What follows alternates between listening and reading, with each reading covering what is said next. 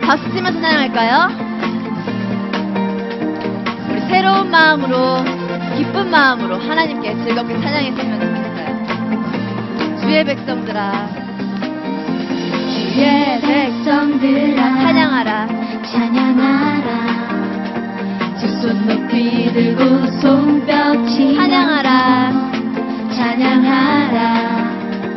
영광 받으실 낙심하는 자들아, 주님께 나와 경배해. 소망 없는 자들아, 소망 없는 자들아, 주님을 찬양해.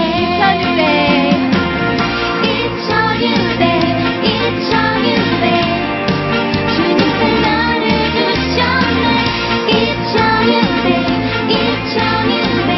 언제나 나를 위해서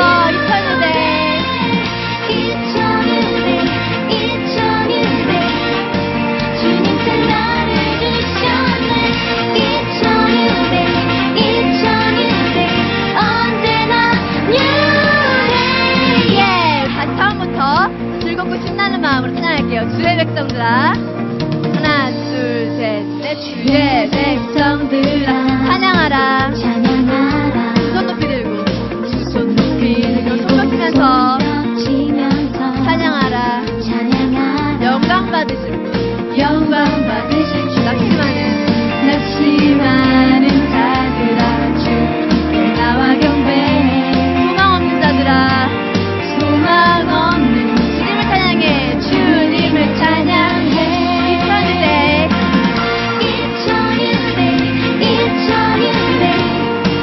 주님께 나를 주셨네. 언제나 한 번 더 2000대.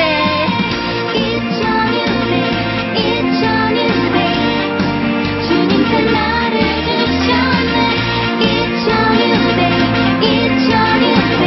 언제나 new day. 예!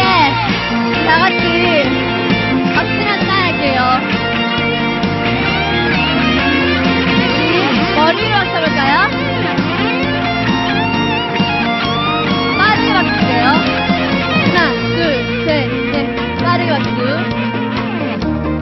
그대로 두 손 모아서 위대하신 주, 전능하신 위대하신 주, 위대하신 신실하신 신실하신 주, 우리에게 나를 전능하신 주시네. 주, 전능하신 주, 위대하신 주,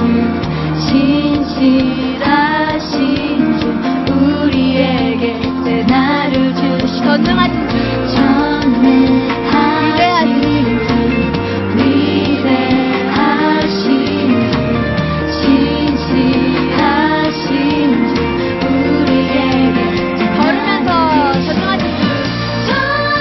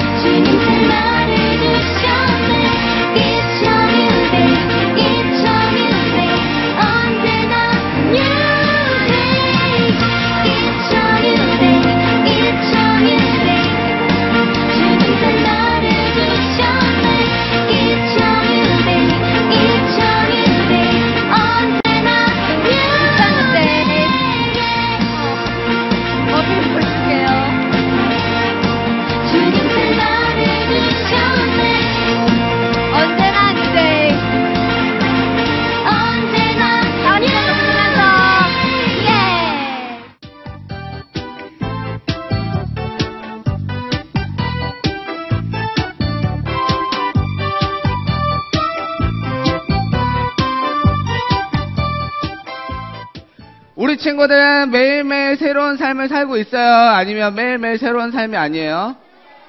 매일매일 새로운 삶을 잘 살고 있어요? 좋아요. 하나님께서는 우리에게 날마다 새로운 삶을 살도록 원하고 계세요. 오늘은 목사님이 아주 옛날 이야기를 해줄 텐데, 누구 이야기냐면요, 목사님 어렸을 때 이야기를 해주려고 그래요. 목사님이 우리 친구들 만날 때, 우리 친구들 몇 살이죠? 여기는 10살, 여기는 11살. 맞아요. 그만했을 때 목사님이 하고 싶었던 게 있었어요. 그게 바로 뭐였냐면 이거였어요. 요즘 초등학교에서 보이스카우트 해요? 네. 보이스카우트 하는 친구들도 있죠. 보이스카우트, 그 다음에 여자들 친구들은 걸스카우트.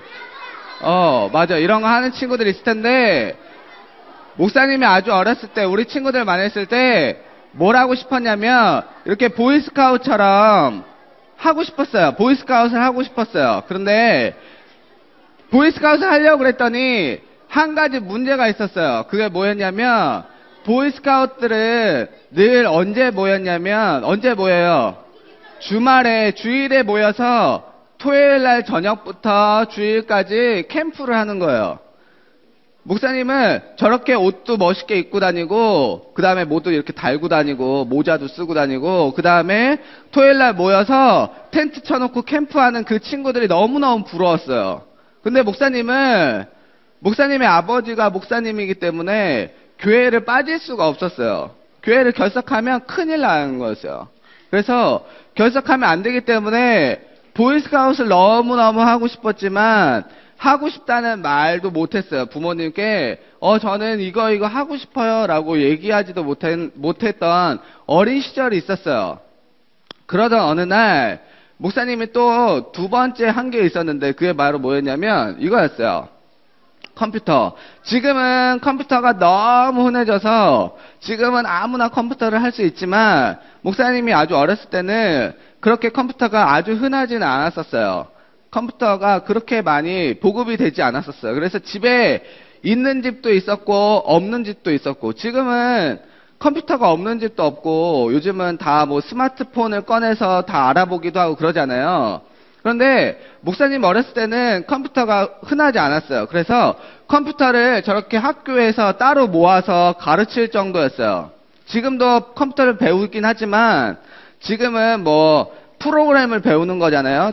근데 목사님 어렸을 때는 아주 뭐 되게 이상한 것들 많이 가르쳐 줬어요. 지금은 전혀 뭐 이렇게 많이 써먹지도 못하는, 인터넷이 많이 발달되어 있지 않았기 때문에 그냥 컴퓨터 자체를 배우는 것에 많이 배웠었는데, 그러던 어느 날 목사님이 컴퓨터 반에는 들어갔어요. 컴퓨터 반을 주일에는 안 하고 그냥 평일에 수업이 다 끝난 다음에 남아서 했기 때문에 컴퓨터 반에 들어가서 컴퓨터 공부를 했어요.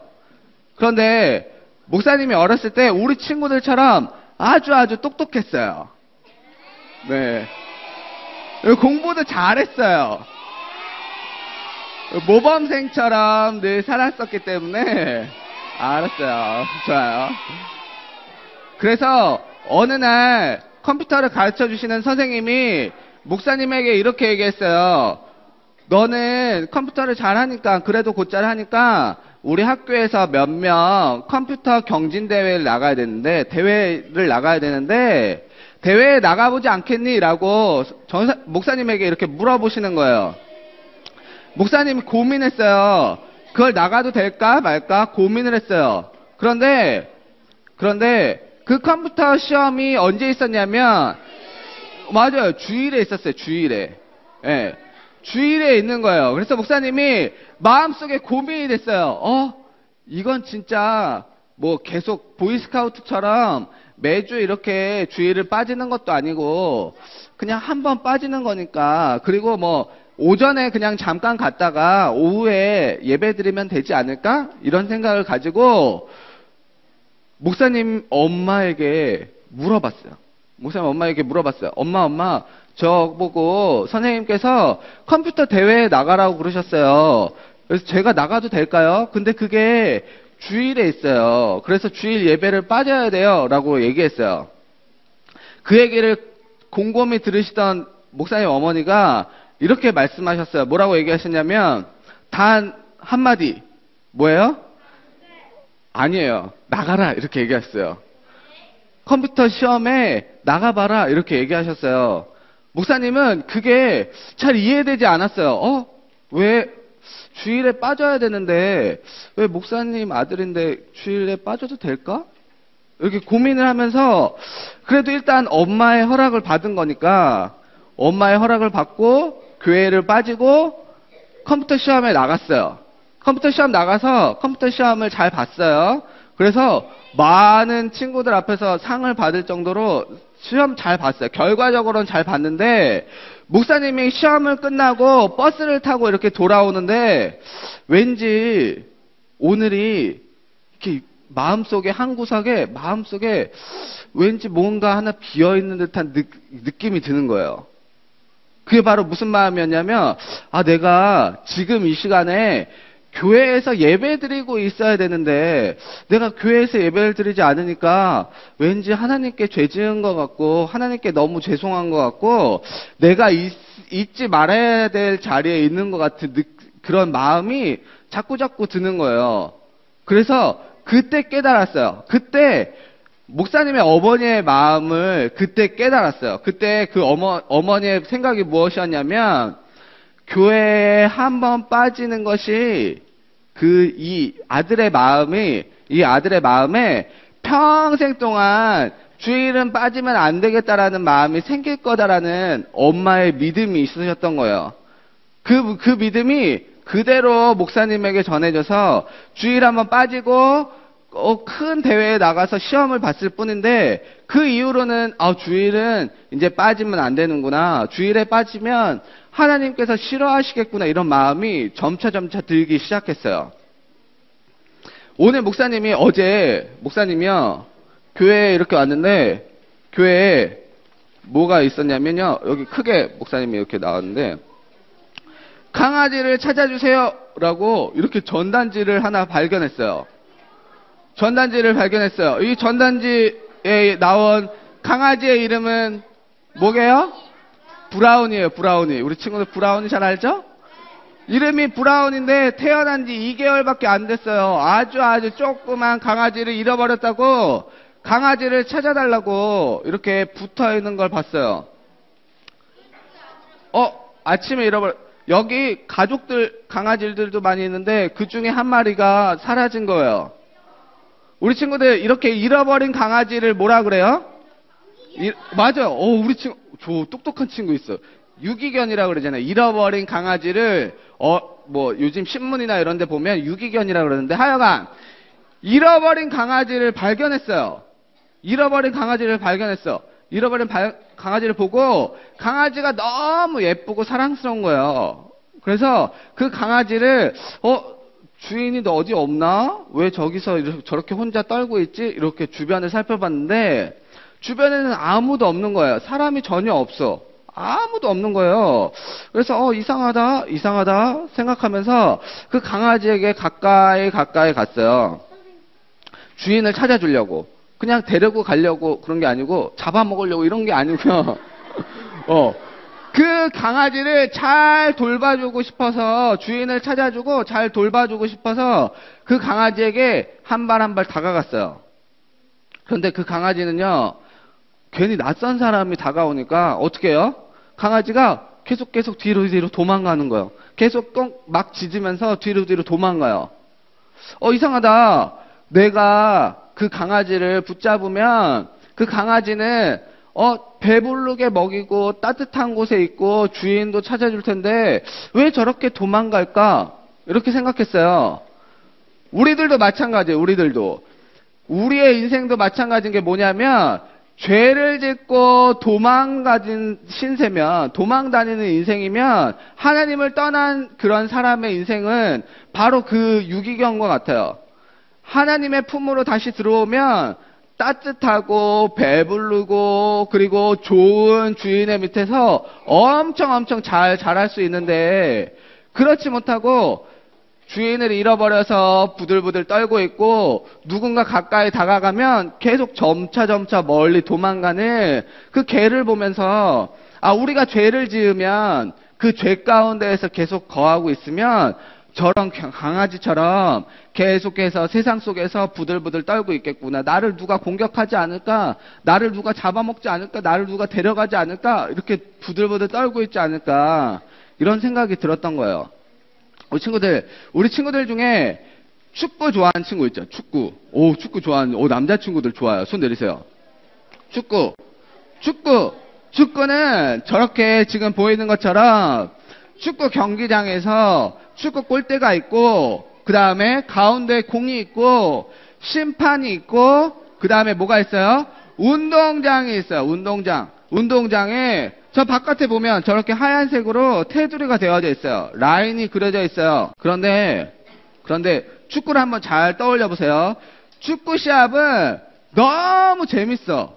축구 시합은 둘이 국가대표가 경기하거나, 우리 친구들 알아요? 세계에서 가장 축구 제일 잘하는 사람 누구예요? 맞아요. 메시. 막 그런 사람들이 막 축구하는 거 보면 너무 우와 저거 어떻게 될까 막 이렇게 너무 잘 볼 수 있는데, 저런 축구 경기에 공이 몇 개여야 돼요? 공이 하나. 근데 갑자기 공이 3개가 들어왔어. 3개가 들어왔어. 공이 막 이쪽 저쪽 왔다 갔다 하는 거예요. 이상하다. 축구 경기 분명히 공이 하나여야 되는데. 그리고 저기 보면 가운데 검정색 옷을 입고 있는 사람이 누구예요? 심판이 있어야 되는데 심판이 없어. 심판이 없어서 그냥 막 공 차고 가다가, 심판이 없으니까 뭐 누가 이렇게 호루라기 불 사람도 없잖아요. 공 차고 가다가 다른 상대편이 막 달려드니까 공을 막 안고 달려가. 그리고 저희 보면 골대가 있는데 골대가 막 2-3개가 막 갑자기 생겨. 그리고 막 그 경기장의 끝에 저렇게 하얀색으로 라인이 있어서 라인 바깥으로 나가면 돼요? 안 돼요?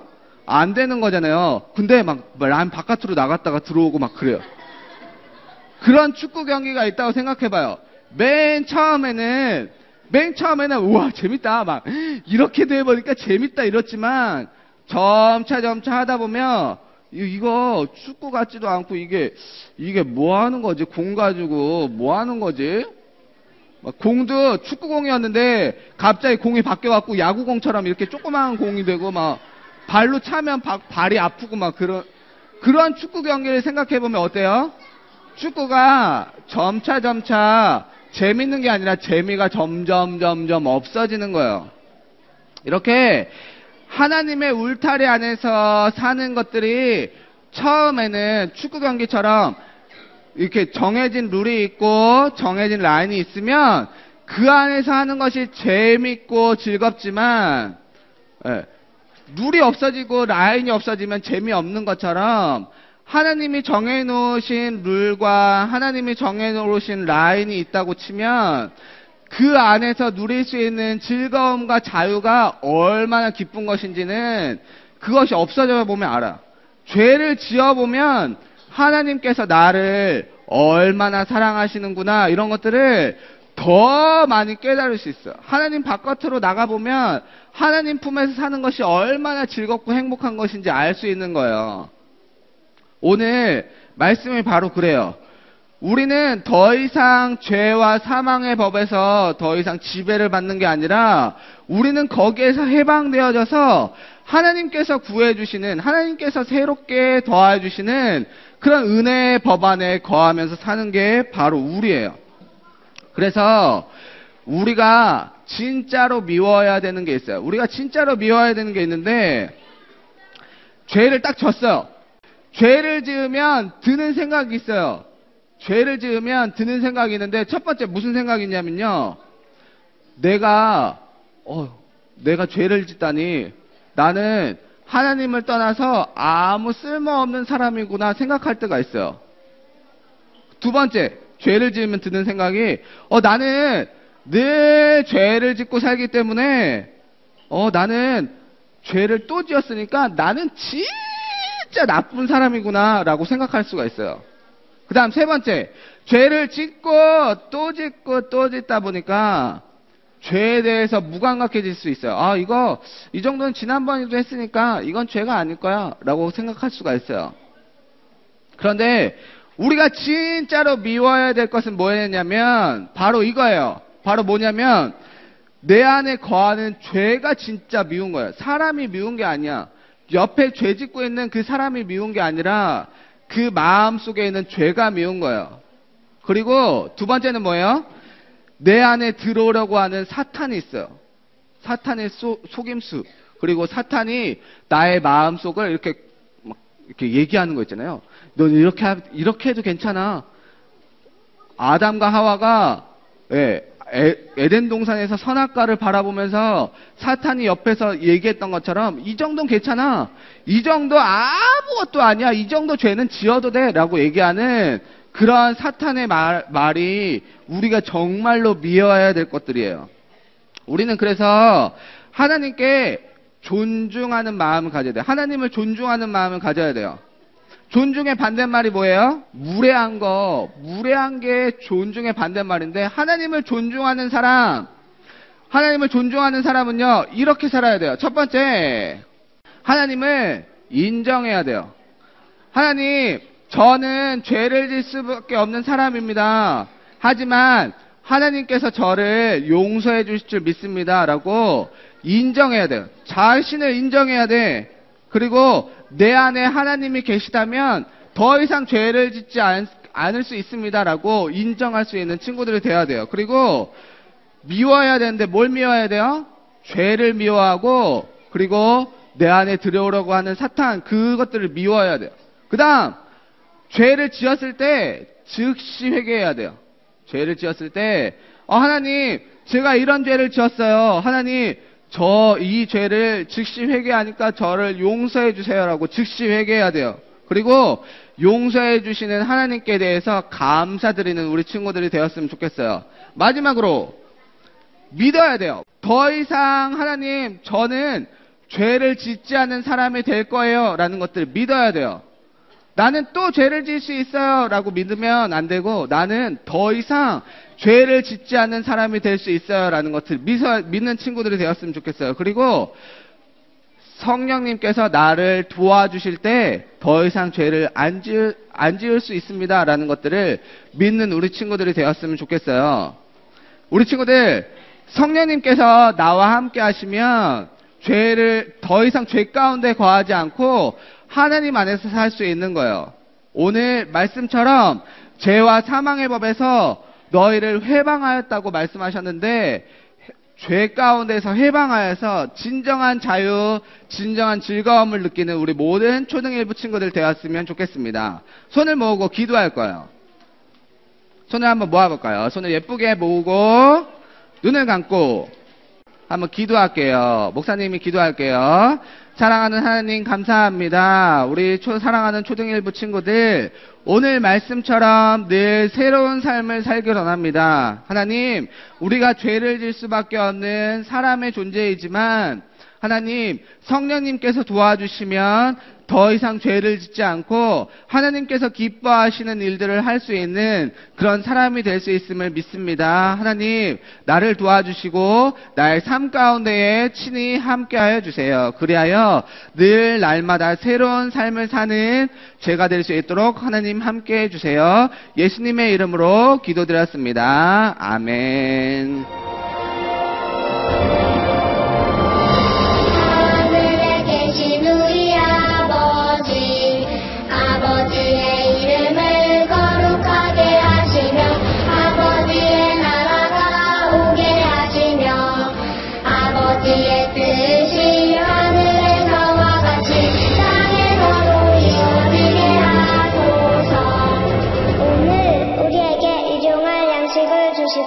우리가 우리에게 잘못한 사람을 용서하여 준 것 같이 우리 죄를 용서하여 주시고 우리를 시험에 빠지지 않게 하시고 악에서 구하소서.